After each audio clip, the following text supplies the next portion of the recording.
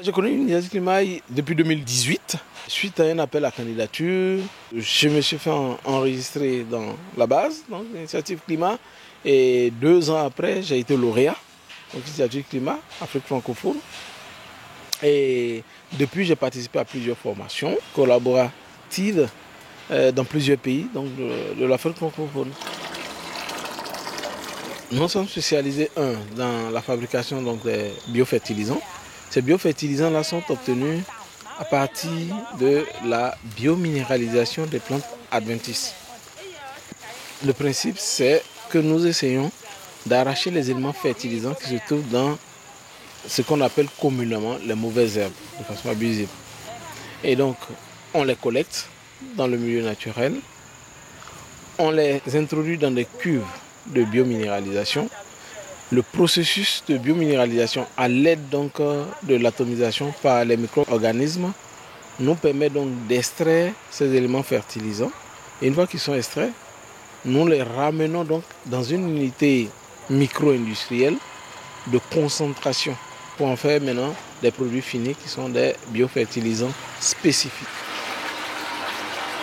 À ce jour, nous avons une gamme de 17 différents biofertilisants dont la plupart sont pour les cultures maraîchères.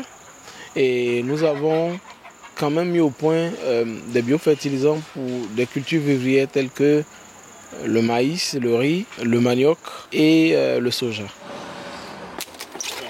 Les formations que nous dispensons sont des formations exclusivement sur les technologies agroécologiques.